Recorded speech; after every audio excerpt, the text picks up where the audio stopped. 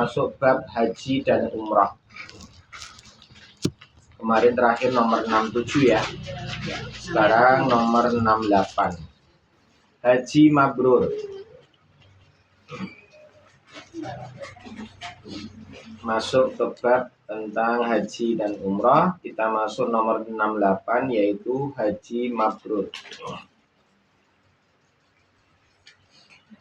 Dari Abu Hurairah radhiyallahu an, Rasulullah SAW bersabda yang artinya, dan haji mabrur tidak ada balasan, dan haji mabrur tidak ada balasan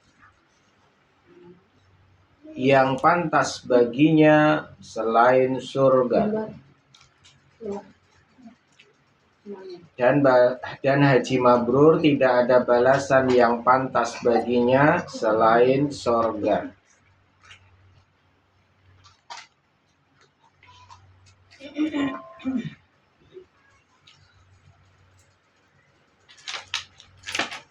Imam Nawawi menjelaskan yang dimaksud tidak ada balasan yang pantas baginya selain surga bahwa haji mabrur tidak cukup jika pelakunya dihapuskan segala kesalahan, bahkan ia memang pantas untuk masuk surga. Nah ini Bu ya, bab tentang haji. Haji itu termasuk rukun Islam yang kelima.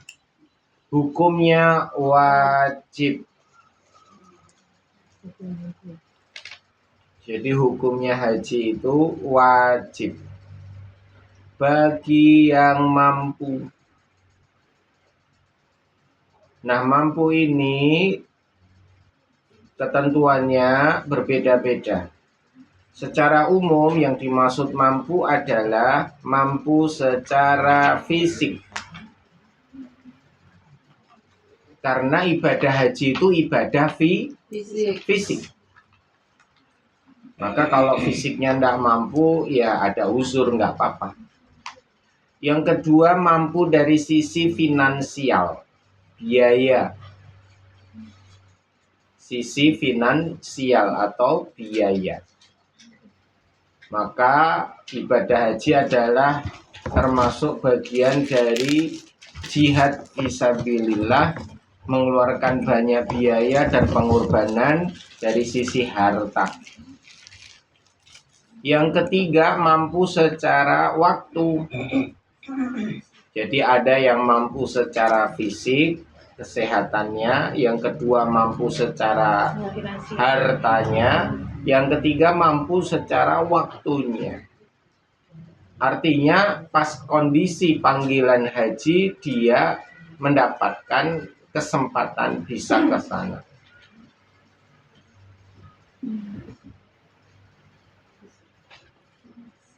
Nah, ini termasuk bagian dari kemampuan. Setiap orang masing-masing beda.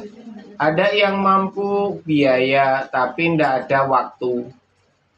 Ada yang punya waktu, punya biaya, ning fisiknya ora kuat. Ada yang waktunya, fisiknya kuat, biayanya ndak ada. Nah, haji ini minimal sekali seumur hidup. Minimal sekali seumur hidup.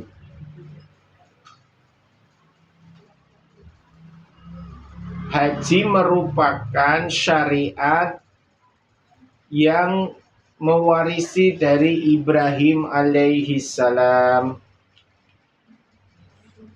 Jadi kewajiban haji itu mulai dari Nabi Ibrahim, lanjut kepada para nabi dan rasul yang lain sampai Nabi Muhammad sallallahu alaihi wasallam. Haji tempatnya hanya satu, yaitu di Mekah, di kota suci Mekah. Atau sekarang maksudnya ya Mekah itu Saudi Arabia. Jadi kalau ada kok haji ke Tarim, Yaman, nah itu tidak benar. Ada lagi haji kok ke Iran, Persia juga ndak bener. Apalagi haji di Masjid Agung Jawa Tengah. Luwih ra bener meneh. Ada Ka'bahnya tadi. Haji itu harus sesuai dengan waktunya, yaitu setiap bulan haji. Jadi haji itu harus sesuai waktunya, tidak bisa setiap waktu, nggak bisa sepanjang waktu, tapi ada waktunya. Waktu haji adalah bulan haji, diawali Dzulqa'dah sampai Dzulhijjah. Dzulqa'dah puncaknya bulan Dzulhijjah. Karena bulan Dzulqa'dah ini biasanya dipakai untuk persiapan berangkat ke tanah suci. Maka bulan Dzulqa'dah bisa dikenal juga bulan haji. Meskipun bulan haji itu ya puncaknya Dzulhijjah, tapi karena ada persiapan dan lain-lain termasuk perjalanan, maka masuk di bulan Dzulqa'dah. Puncaknya haji tanggal 9 Arafah. Tanggal 9 Dzulhijjah. Puncaknya haji adalah 9 Dzulhijjah. Disebut dengan tanggal 9 Arafah. Puncaknya haji ya tanggal 9 Dzulhijjah. Disebut dengan tanggal 9 Arafah saat wukuf. Jadi wukuf di Arafah tanggal 9 Dzulhijjah. Nah ini puncaknya haji. Tidak ada haji kalau nggak ada wukuf. Jadi selama ibadah haji harus mengerjakan wukuf sebagai puncak.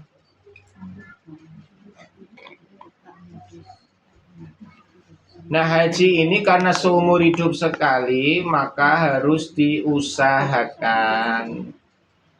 Kebetulan untuk Indonesia tidak mudah untuk menunaikan haji setiap tahun, karena harus nunggu dengan jadwal yang lama. Daftar tunggunya sangat lama. Untuk Jawa Tengah rata-rata 30 tahun. Jadi kita daftar tahun 2024, yo mangkat neng kok tahun 2054. Ya nek saiki umure wis 50 tambah 30 wis 80. Ku nyandak ora. Nganggo kursi roda. Ya, kursi roda ya. Kadang-kadang harus tak nyandak karena meninggal dunia. Tetap dapat pahala haji karena sudah daftar. Minimal niat. Minimal apa Bu? Niat. Niat ya Allah, muka-muka sepanjang hidup saya bisa menunaikan haji. Nah haji yang dimaksud dengan daftar tunggu yang lama ini disebut dengan haji reguler. Kalau haji plus ya 6-7 tahun. Kalau haji furoda dan sejenisnya ya setahun itu berangkat.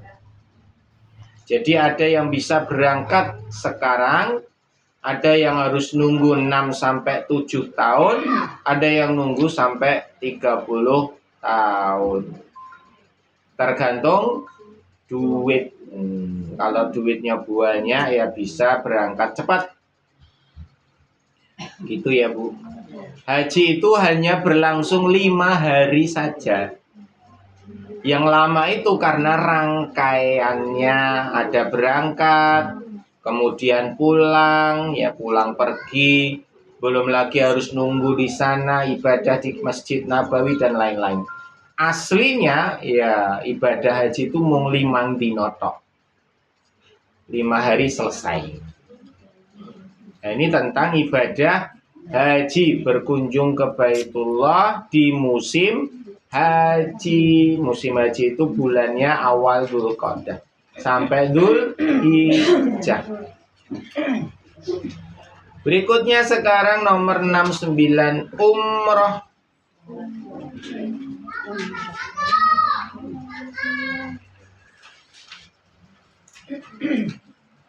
Hadis dari Abu Hurairah radhiyallahu an, Rasulullah bersabda, antara umroh yang satu dan umroh yang lainnya, antara umroh yang satu dan umroh yang lainnya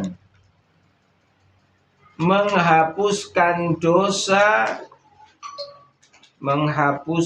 dosa di antara keduanya.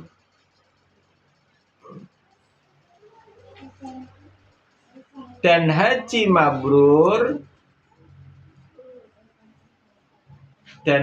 mabrur tidak ada balasan melainkan surga. Hadis riwayat Bukhari Muslim.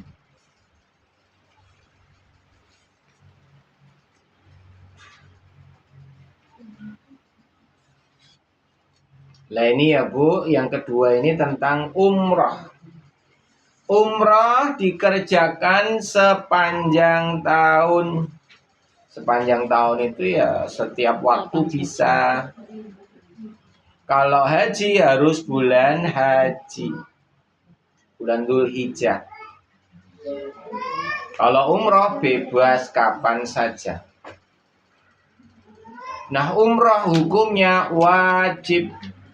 Sepakatan para ulama, umroh hukumnya wajib. Ya minimal seumur hidup sekali.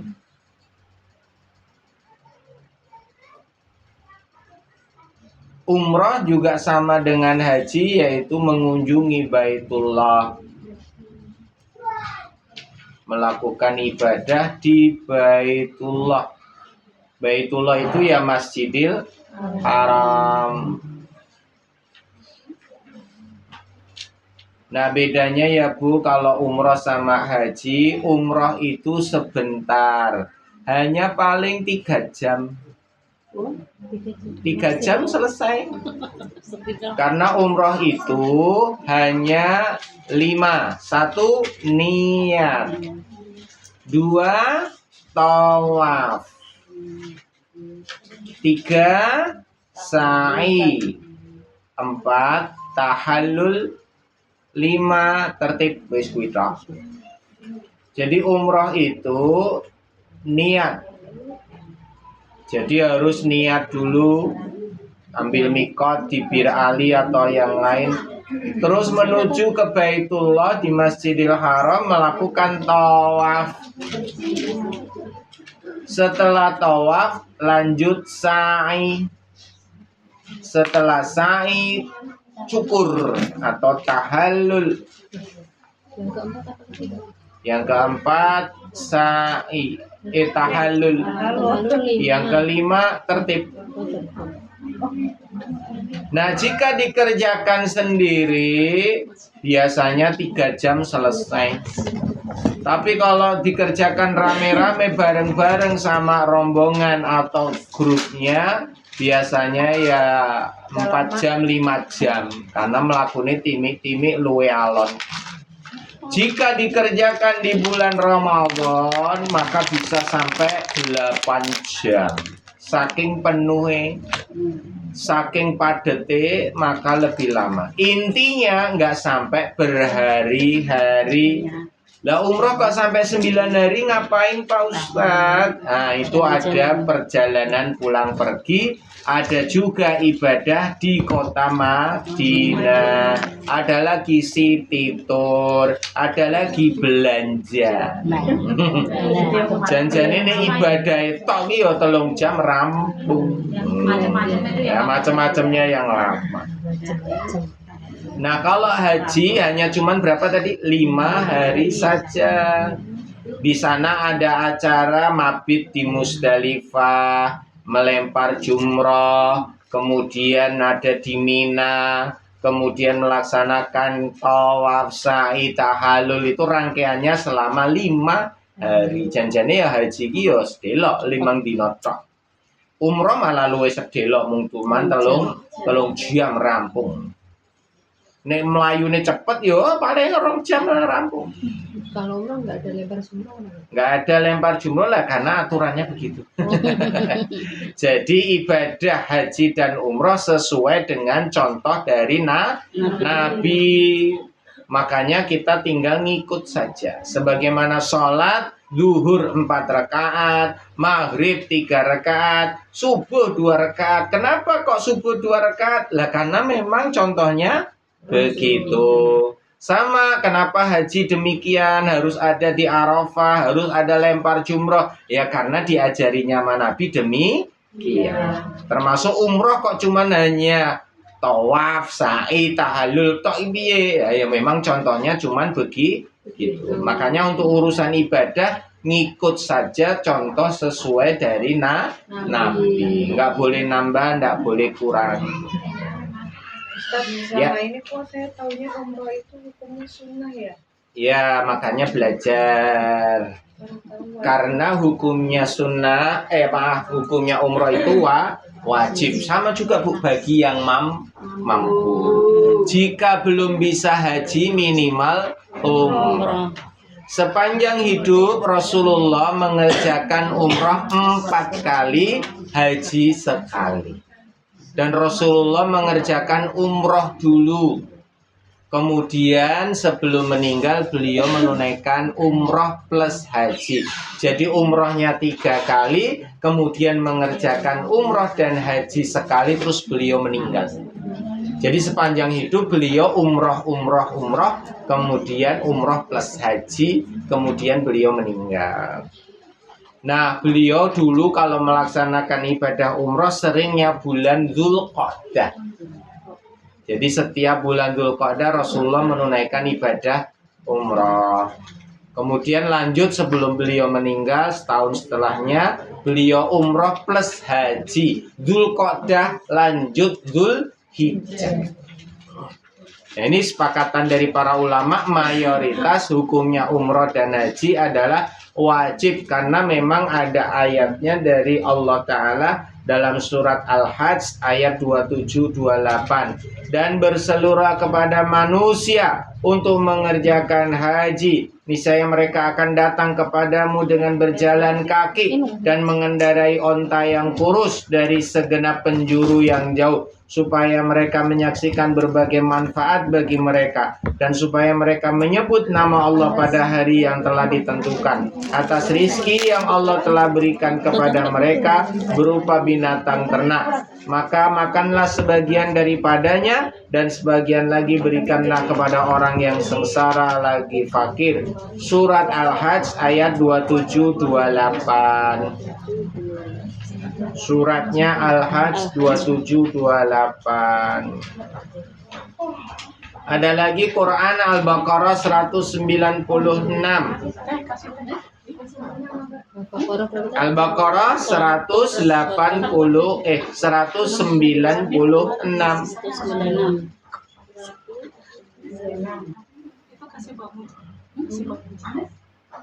Ustaz, kalau misalkan kayak adik saya itu kan dia nggak mau umroh, jadi maksudnya tuh nanti aja kan ketika haji juga mengerjakan umroh, jadi dia nggak akan berangkat lagi, itu nggak apa-apa ya? Nggak apa-apa.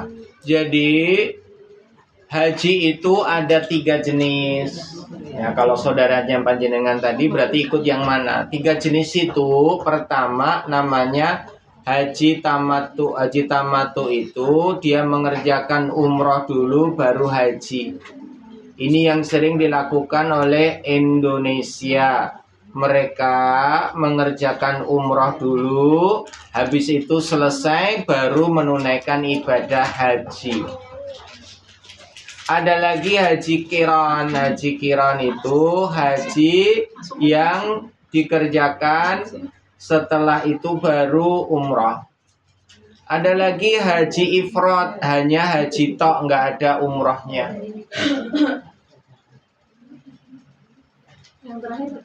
Haji ifrad.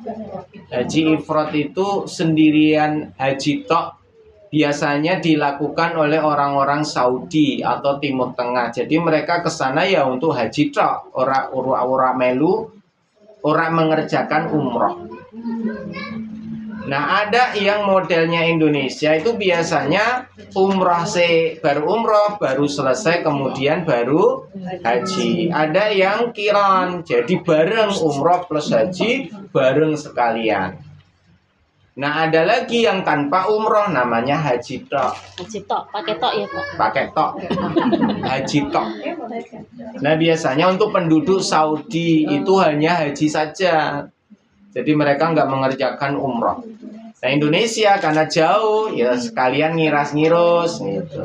Makanya kalau ada tadi, aku besok mau langsung aja haji karena kalau ada haji mesti ada umrohnya. Iya, karena Indonesia menganut pakai yang model tamatu. Tamatu itu 1 umroh dan 1 haji. Jadi mereka dapat semuanya.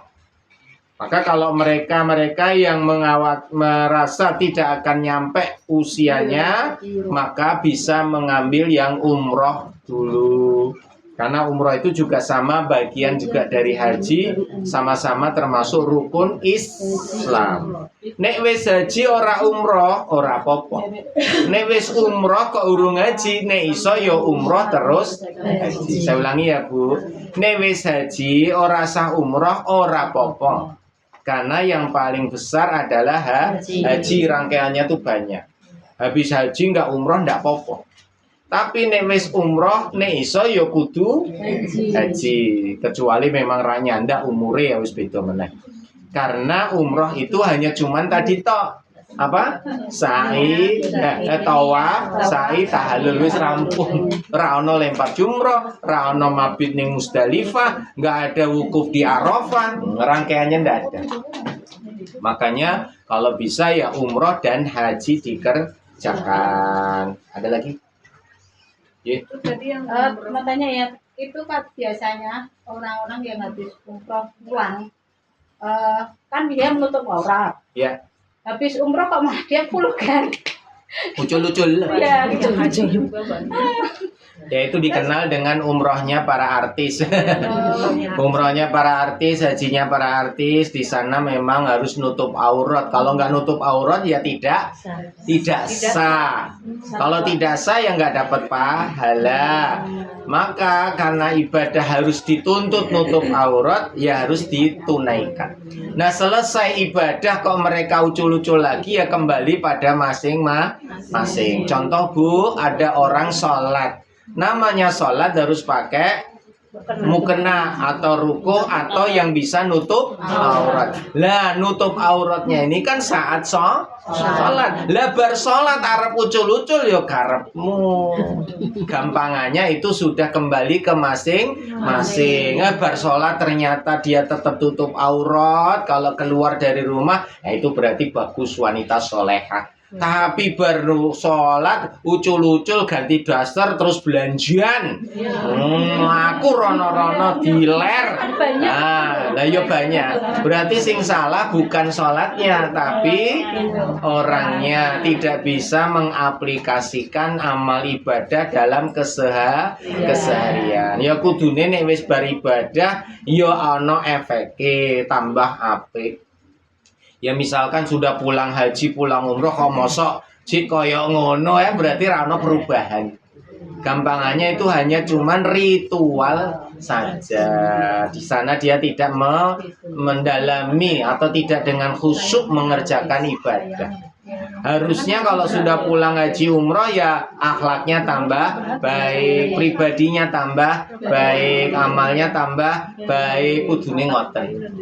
Makanya sesuatu ibu-ibu umroh haji ya kudune tambah solehah. Orang malah tambah malah rusak, nauzubillah gitu ya. Nah, ini namanya biasanya para artis yang melakukan. Karena artis kan kadang-kadang tuntutan pekerjaan, kadang-kadang hawa nafsunya masih dominan. Ya tetap ibadah nutup aurat balik-balik ya tetap copot. Ya rasa nyebut ya yang memang kakek contohnya. Contohnya makanya kayak model-modelnya ya kuwi jenenge ya umroh hajine para artis ya. Mereka ya ibadah. Nah, bagaimana Pak Ustadz itu nanti hukumnya umrohnya hajinya sah panda? Ya sah. Cuman pahalanya Dapat apa enggak ya enggak tahu. Sama dengan kita sholat. Kalau kita sholat tidak khusyuk, ya sholatnya sah, tapi ra entuk pahala. Wong ra khusyuk. Apa meneh salah? Wis ra khusyuk salah sisan. Kudune maghrib telu malah papat. Biasa. Lo nambah apa-apa to ya? Randu ilmu.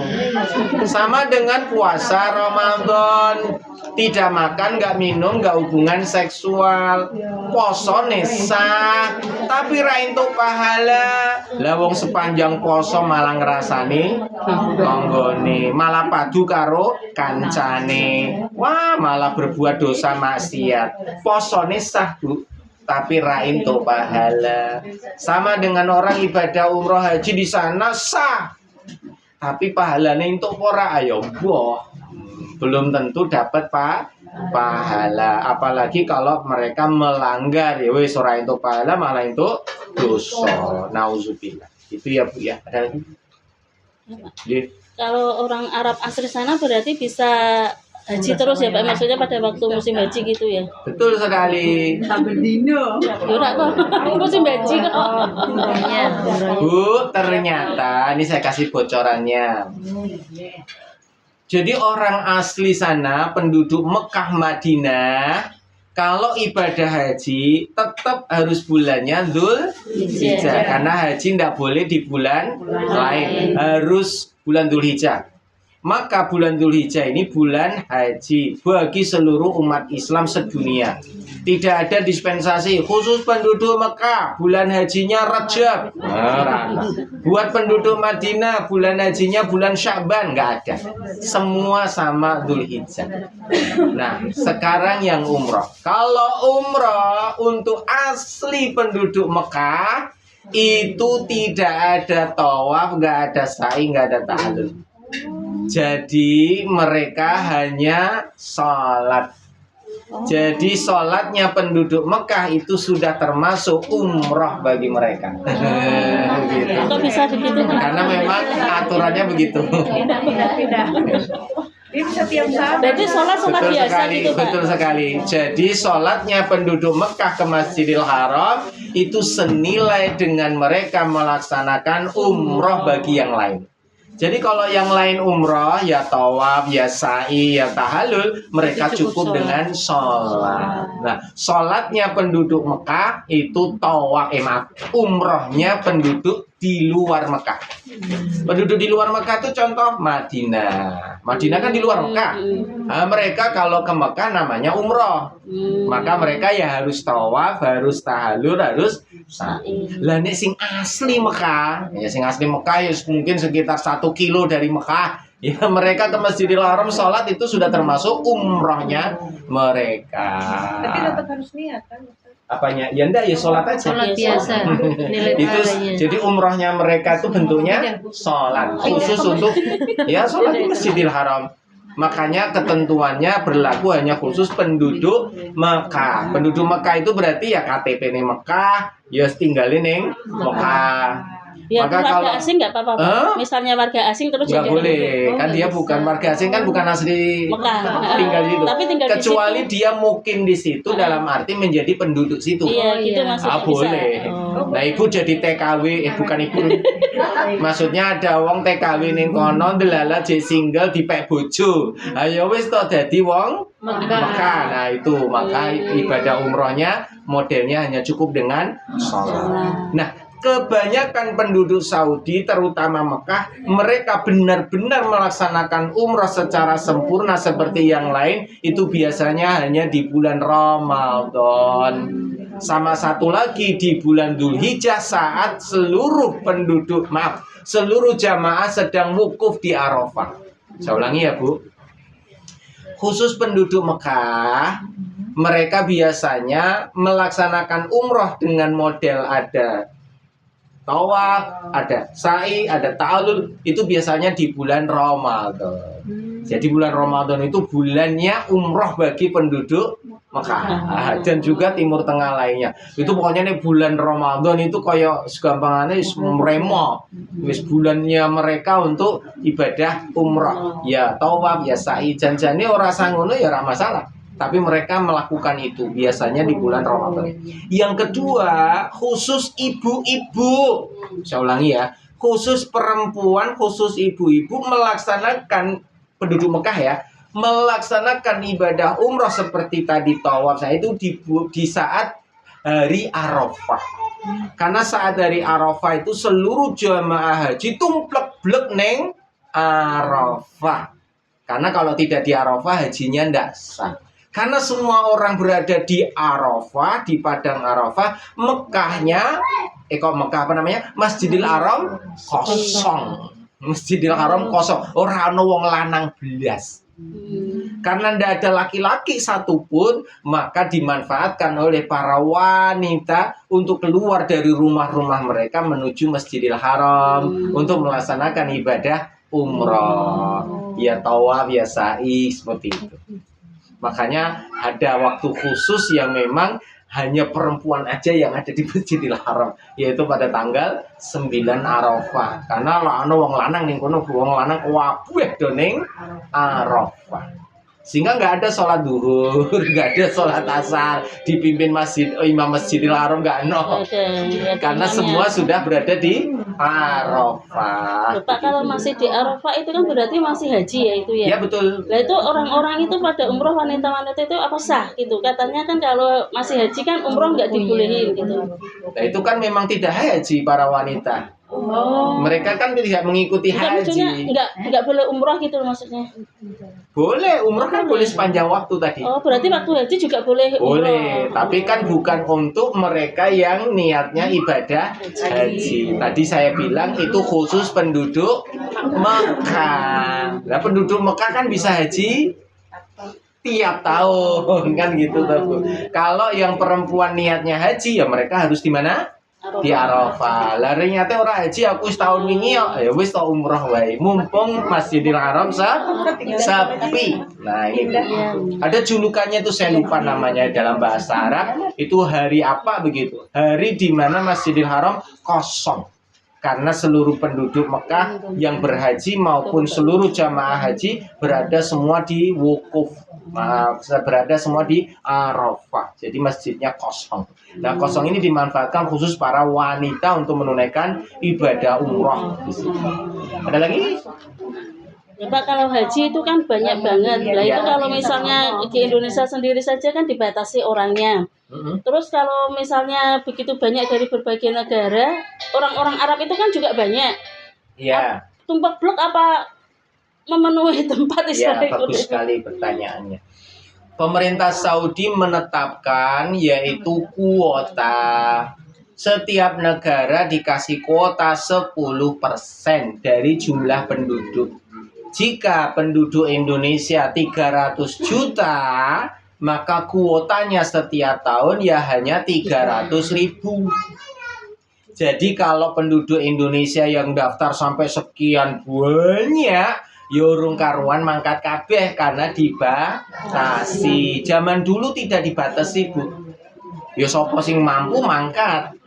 Nah, semakin lama penduduk dunia semakin banyak, wong Islami juga semakin banyak dan mereka juga banyak yang mengikuti ibadah haji. Akhirnya dikhawatirkan penduduk seluruh dunia ini menunaikan ibadah di tempat yang enggak cukup, fasilitas gak cukup, bahkan nanti dikhawatirkan malah merusak ibadah, maka pemerintah Saudi membatasi. Nah, aturannya masih sama sampai sekarang, yaitu dikasih kuota 10% dari jumlah penduduk. Lah nek Indonesia, Bu, mayoritas muslim, dikai kuota 10% mung 300.000 tok, sithik akeh. Yo sithik, tapi nek iki kanggo wong Jepang 10% akeh po sithik, yo akeh sing ora mangkat karena muslimnya sedikit. Maka kemarin banyak yang viral kalau pingin berangkat haji reguler, kowe melu wae negara liya. Makanya banyak anak-anak yang sedang studi di Korea, di Jepang, di Australia, itu mereka daftar haji lewat negara tersebut. Karena kuotanya masih sedikit, masih kosongnya banyak begitu.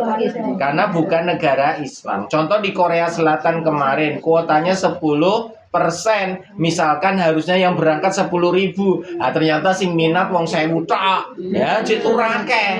Makanya banyak mahasiswa Indonesia yang studi di Korea, mereka bisa berangkat lewat negara Korea. Fasilitasnya lebih oke, lebih enak, lebih menyenangkan. Makanya banyak yang mereka ini. Nah, diajari oleh mereka-mereka yang berangkat dari luar negeri ini, pertama jadilah penduduk negara tersebut. Jadi duwe KTP ne negara tersebut, bu Jerman, bu Eropa, bu Afrika, bu. Yang kedua, nikah karo wong kono. Sehingga bisa langsung otomatis bisa ya. Atau yang ketiga namanya ekspatriat. Ekspatriat itu ya dia pekerja di situ tapi memiliki kayak semacam KTP boleh menjadi warga tersebut, namanya ekspatriat. Nah, inilah yang dipakai oleh banyak orang-orang Indonesia di luar negeri, akhirnya mereka bisa haji setiap tahun. Karena memang mereka tinggalnya tidak di Indonesia. Jadi wong Indonesia tapi kuotanya melu negara liya gitu. Nah, yang kedua, Pak Ustadz, jika banyak sekali dari seluruh dunia tumplek-blek padahal 10%, Bu. Lendelala wong di Timur Tengah. Kalau Timur Tengah, Bu, itu nggak ada kuota. Jadi mau Saudi ya, untuk penduduk Saudi dilarang haji wis kanggo wong liya wae. Sing jopo wae wong Saudi ki tuan rumah kok, nggak ada, Bu. Sana nggak ada kuota. Meskipun demikian, ternyata Allah itu selalu menetapkan sesuai dengan kapasitas. Yang namanya Mina itu kata Nabi SAW seperti rahim. Artinya nek ra ono isine mengkeret, nek ono isine melar. Maka sebanyak apapun penduduk dunia haji tetap cukup. Gitu. Jadi memang ini sudah disabdakan Nabi. Jadi yang namanya Mina, Musdalifah, Arafah, ibaratnya untuk rangkaian haji itu berapapun jumlahnya tetap cukup. Karena seperti rahim. Jadi kalau ibu-ibu misalkan kelak kita umroh, kemudian ada acara city tour. City tour itu kan hanya cuman jalan-jalan ya, Bu. Nanti misalnya ditunjukin ini Arafah, ini Mina, Musdalifah. Kita terkejut tuh. Gone sithik cilik ngene sampai men iso nampung sekian juta iki piye. Nah, ternyata itu. Jadi nek didelok kosong ya sithik tuh, cilik nggone. Tapi kalau pas ada ibadah haji, wah tumplek-blek itu kayak bener-bener masih cukup. Ora ono sing kurang. Ya, sangat-sangat cukup. Itulah Mina, seperti rahim seorang wanita, dia bisa melar kalau ada isinya. Nah, ibu-ibu kalau kita lihat bayi di dalam rahim nek siji tok kan ya melaris ngono to. Lah ini kembar loro. Tambah gede. Nah, kembar papat. Kan iso melar meneh, ra ono kemudian cukup loro tok wae iki kira iso melar meneh ra ono. Jadi Allah itu memang luar biasa. Ono sing kembar 8 barang kok. Kuwi kaya apa jajal gedene rahimnya. Engko nek wis bar ya mengkeret meneh kan gitu ya. Ora kemudian gedua brek, potongnya tambah gundul padahal wis metu ya enggak. Itulah keajaiban rahim. Jadi mengkeret atau memuai sesuai keadaan. Jadi Bu, di Saudi itu tidak akan pernah kurang. Bu, bahkan ini pemerintah Arab Saudi sampai nanti 2030 ini sedang membangun besar-besaran kota Mekah menjadi kota metropolitan dunia. Jadi nanti sepanjang 3 km dari Masjidil Haram sampai sepanjang 3 km itu perluasan Masjidil Haram dan benar-benar sangat indah. Termasuk nanti pembangunan fasilitas-fasilitas di Arafah, Mina, Musdalifah dan seterusnya. Sehingga nanti diperkirakan jamaah umroh itu bisa menampung sampai 10-15 juta. Bayangkan. Nah, sekarang Bu maksimal 5 juta. Karena setiap tahun naik terus. Nah, ini diperkirakan nanti akan sampai pada puncak-puncaknya ya sampai mungkin 10 juta. Kalau 10 juta itu yang repot kan nanti saat di Masjidil Haram. Ya 10 ora cukup. Makanya ini lagi ada perluasan terus, pembangunan terus. Itu ya Bu ya. Ada lagi? Ustaz, kalau misalkan kita kan udah daftar haji tuh sama suami, nah kemudian suami misalkan meninggal, kita ngebadalin Itu gimana caranya? Alhamdulillah. Badal umroh atau badal haji artinya menggantikan orang yang uzur tidak bisa menunaikan ibadah. Namanya badal. Badal itu artinya mengganti. Contoh badal imam, imame ngentut, maka kudu diganti. Ya, namanya badal imam. Nah, haji dia tidak mampu mengerjakan, boleh dibadalkan. Umroh dia tidak mampu mengerjakan, boleh dibadalkan. Badalkan itu diganti. Nah, yang diganti ini boleh karena meninggal atau memang uzur yang memang nggak mungkin bisa. Contoh, dia diopnam di rumah sakit yang mana dia kondisinya koma atau kondisinya sudah parah luar biasa, nggak mungkin ini. Ya wes diganti wae, padahal dia urip, urung mati. Sama ada orang tua dia sakit stroke di tempat tidur lama ndak sembuh-sembuh, wah kira mungkin iki iso umroh. Ya wis dibadalke wae padahal belum mati. Jelas ya? Jadi badal haji atau umroh syaratnya tidak harus orangnya sudah mati, masih hidup pun boleh. Karena memang kondisi tidak memungkinkan. Nah, syarat untuk yang membadalkan harus sudah mengerjakan. Jadi misalkan mau badal haji, dianya harus sudah pernah haji. Kalau badal ke umroh, dianya harus sudah pernah umroh. Itu syaratnya. Jadi kalau belum pernah umroh nggak boleh badalin. Dia sendiri harus umroh dulu. Kalau badalin haji, dia sendiri harus haji dulu. Makanya badal haji biasanya diwakili oleh para pemuda-pemuda mahasiswa-mahasiswa yang ada di Saudi. Yang mereka dulu pernah haji, kemudian tahun ini mereka menjadi petugas badal haji. Ya mereka dibayar, Bu. Ya dapat duit gitu. Jadi mereka yang penting sudah pernah haji, terus tugasnya membadalkan. Tapi seringkali ada banyak yang melakukan kebohongan. Kebohongan itu janjane ora dibadalke, cuma dikai sertifikat tol, padahal nggak dilaksanakan. Ada ya seperti itu. Ada Bu, itu modus-modus banyak. Nah itu kan viral di media sosial itu. Oh, mereka hanya dikai sertifikat, padahal nggak dilaksanakan itu haji. Itu hukumnya gimana? Ya dosa besar. Ya, maksudnya yang dibadalkan itu loh, dia berarti sudah haji atau umrah atau belum kan? Soalnya kan ternyata Kalau dia tidak tahu Bu, berarti dia udah sah. Oh. Lah orang ngerti ya.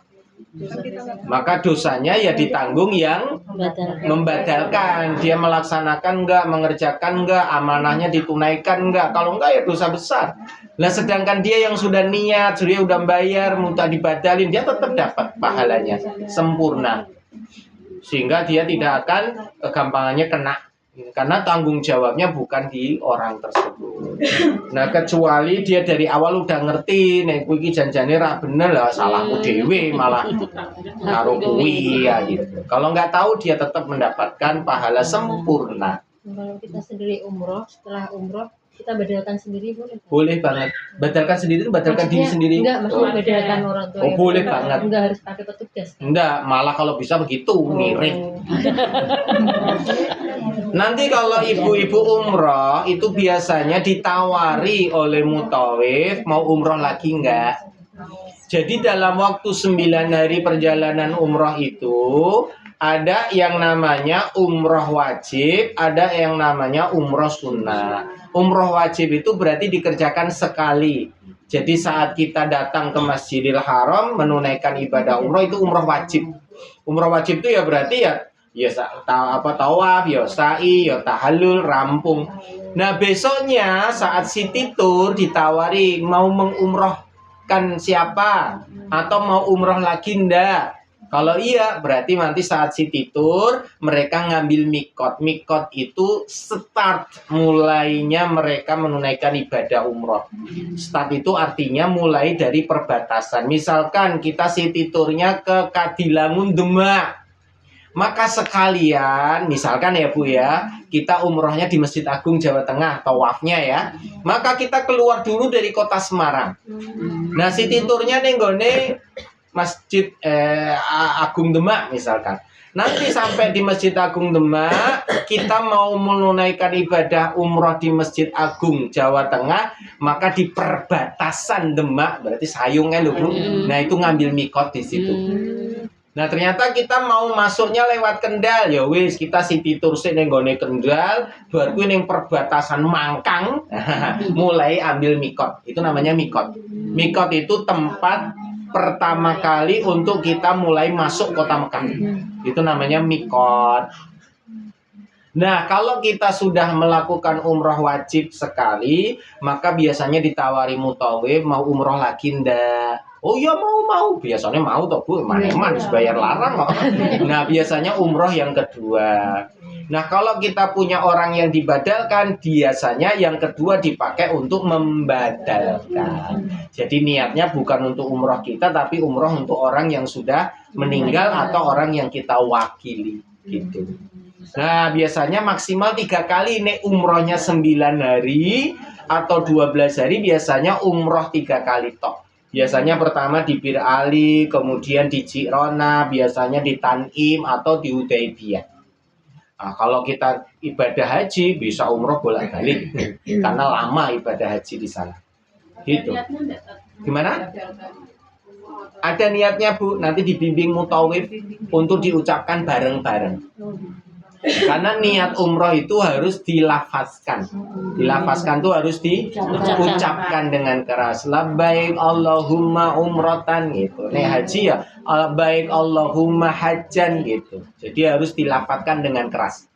Nek sholat kan kebanyakan tidak dilafazkan. Kecuali yang kalangan nahdiyin men mantep ya kudu dilafazke usolli fardhu dhuhri kan dilafazkan. Aslinya ya ora ono lafaznya. Tapi nih haji dan umroh ada lafaznya, harus diucapkan. Gitu. Ada lagi? Ustaz, kalau misalkan haji yang suaminya meninggal kan katanya kalau yang wanitanya harus dengan mahram atau gimana? Yeah. Untuk ibadah haji dan umroh itu harus dengan mahram, itu bagi para wanita. Mahram itu berarti harus dengan saudaranya kah, suaminya kah, pokoknya yang memang mereka masih mahram.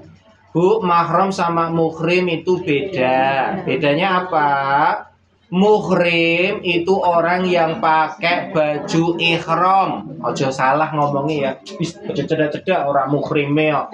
Kleru le ngomong. Ojo cedak-cedak, bukan mahram. Mahram itu yang tidak boleh dinikah. Itu namanya mahram. Nek muhrim orang yang pakai baju ihram karena mau haji atau umroh, itu namanya muhrim gitu ya. Ojo salahnya nyebut. Saudara kandung itu salah mahram. Jadi siapa ya? Pakde, bule, bude, om, tante, pokoknya kerabat yang tidak boleh dinikah itu namanya mahram. Gitu, Bu.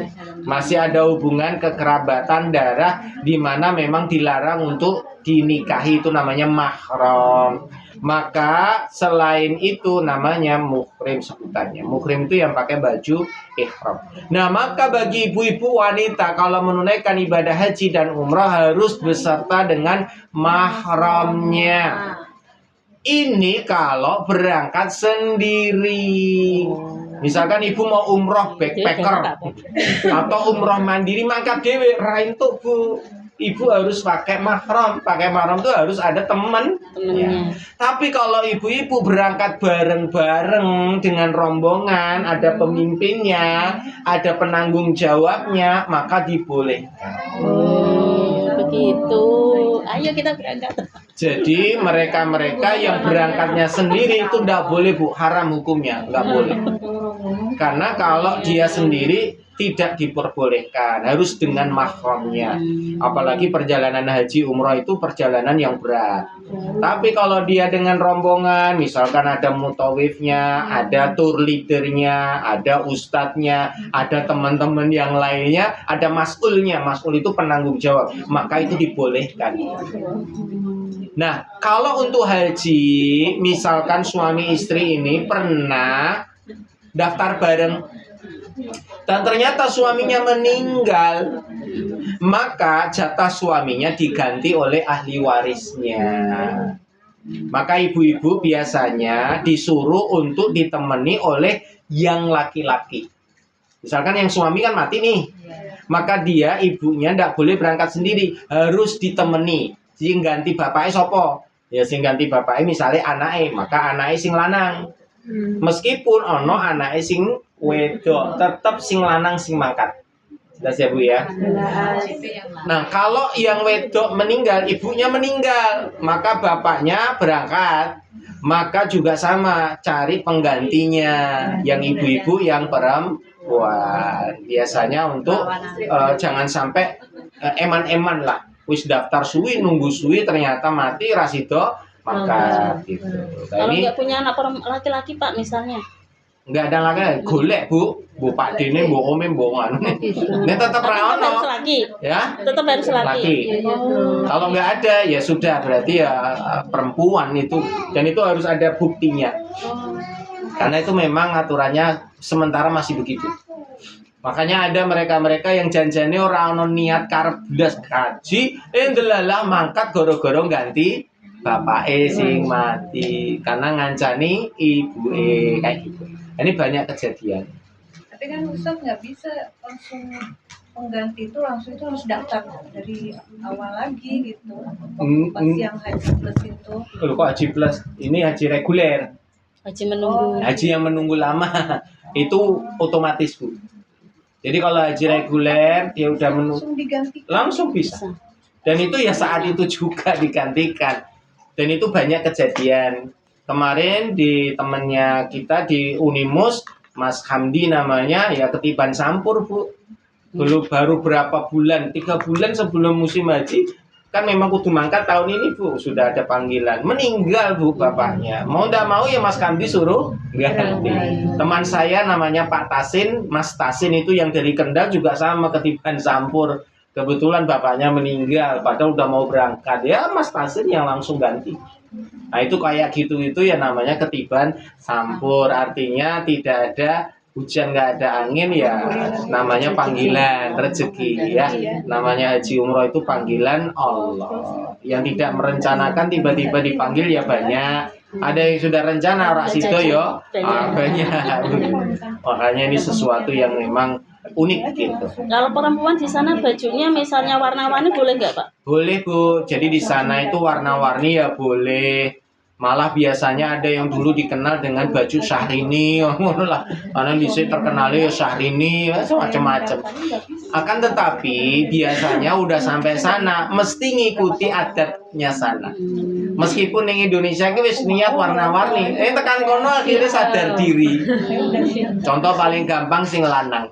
Sing lanang ki mangkat ora ono Bu, nggawa klambi gamis itu ora ono. Wong lanang ya mesti ya katok klambi, nera ya baju koko sama celana, nera minimal ya sarung. Tekan kono Bu mesti tiba-tiba langsung tuku jubah, tuku gamis, salate ya padha karo liyan-liyane nganggo gamis karena mengikuti kayak yo kabeh ngono mosok ora melu-melu, kepinginan lah wong Indonesia iki.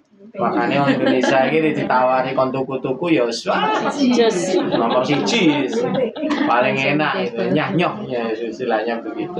Maka ibu-ibu juga begitu, warna-warni nggak apa-apa Bu, tapi nanti di sana sadar diri. Akhirnya kok jadinya ireng-ireng kabeh, mesti ireng-ireng kabeh. Akhirnya jadi kayak orang Arab begitu ya, karena sudah menyatu seperti itu gitu.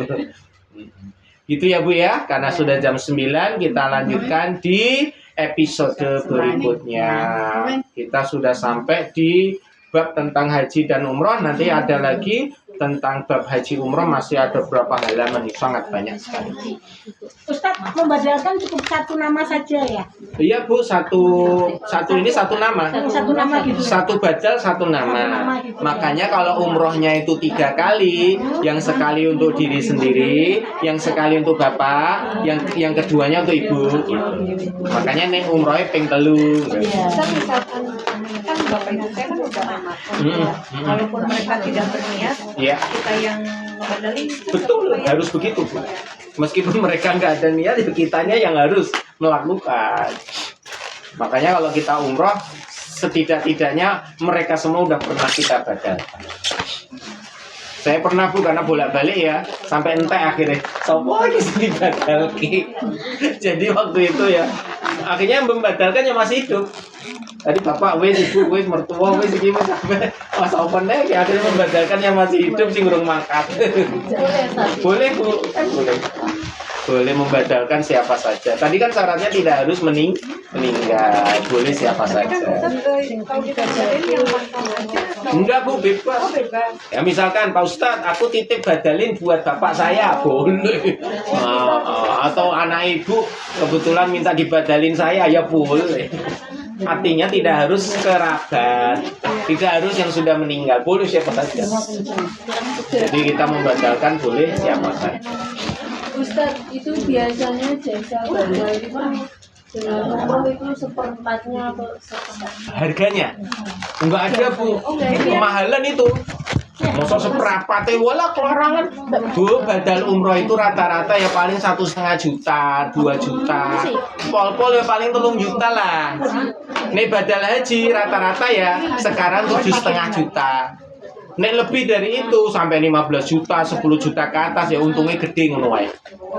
Bisa nggak Ustadz kalau misalnya nih fisik saya sebetulnya mampu ke sana. Iya, terus Finansial saya itu hanya mampu untuk misalkan bayar jasa badalnya. Iya, Itu bagaimana?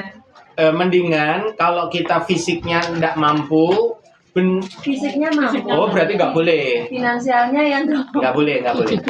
Jadi yang dibadalkan itu yang mereka benar-benar sudah tidak mampu kayak tadi. fisik ya. Unsur fisiknya itu sudah tidak bisa. Contoh tadi yang sakit, menaun, sakit kronis, sakit yang memang tidak memungkinkan dia mengerjakan ibadah fisik. Karena umroh itu ibadah fisik, yaitu harus tawaf, harus sa'i. Selama dia masih fisiknya kuat, ya itu dibadalke sampai kemudian dia dimampukan Allah ke sana. Bahkan ada banyak yang pakai kursi roda, tetap masih bisa berangkat ke sana. Gitu ya Bu ya. Nah, paling enak Bu, contohnya tadi saya cerita tadi, membadalkan orang lain.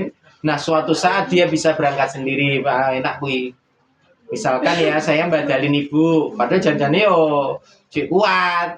Tapi kan urung tau rono, lah aku wis badalke kabeh, Bu tak badalke jenengan pisan wingi. Lah ndelala suatu saat jenengan mangkat dhewe. Kan enak, wis tau dibadalke, wis tau wis iso mangkat dhewe. Ning ora njaluk lho ya. Orang jaluk aku badal kisik ya, orang itu ya karena inisiatif kita ingin membadalkan orang yang kita siapa yang kita senangi, yang kita sayangi gitu Bu. Jadi barakallahu fikum, muka-muka bermanfaat. Kita tutup dengan alhamdulillah.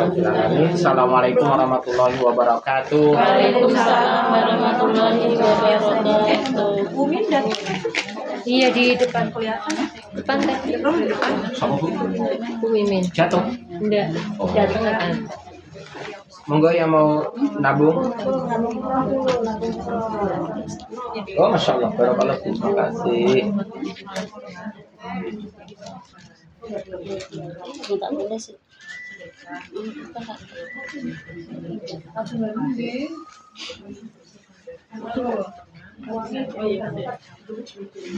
Ini belum Bu. Gimana Bu, sudah berhasil anu, Mbak Rafi di pulpen tak? sakitnya masih ada? Oh masih tak Bu? Iki Mbak Rafi baca. Lorong biasa. Bisa Hah?